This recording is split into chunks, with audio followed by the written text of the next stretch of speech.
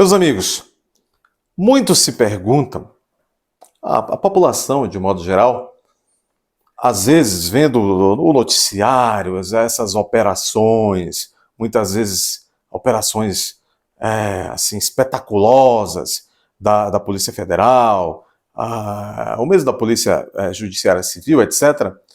E às vezes as pessoas, ou mesmo o noticiário, algum formador de opinião, algum jurista diz, olha, algum aspecto, ou todos os aspectos daquela operação, ou disso ou daquilo, aquilo ali não obedeceu à lei. A autoridade que determinou que a polícia, a autoridade judicial, ou judiciária, que ordenou, por meio de um mandado, que a polícia cumprisse tal ordem, esta ordem dessa autoridade judicial foi ali, tudo indica que foi legal e tal. Ainda assim, muitas vezes os policiais vão lá e cumprem a ordem. Bom, as pessoas falam, olha, sempre o servidor público ele está obrigado a cumprir uma ordem de um superior hierárquico, né? Seja do mesmo poder, no poder executivo, ou então uma ordem até judicial.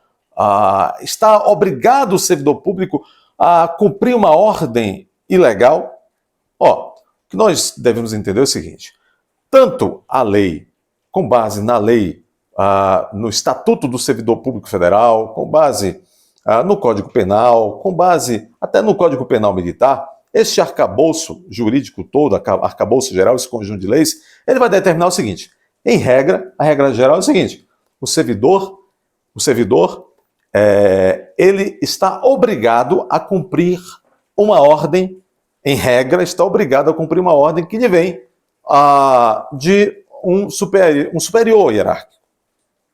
Agora, com exceção de quando a ordem seja manifestamente ilegal, como diz o Estatuto do Servidor Público, como diz o Código Penal, ou como diz o Código Penal Militar. Está obrigado a cumprir a ordem, exceto quando a ordem for manifestamente criminosa ou ilegal.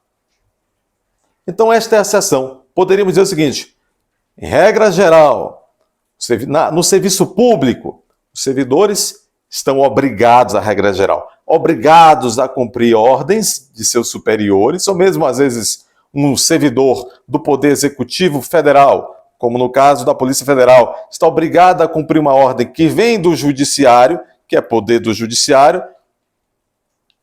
Mas, naquelas situações onde essa ordem se configurar manifestamente legal, esses servidores não estão obrigados a cumpri-la. Assim diz o nosso ordenamento legal. Essa é a dica de hoje.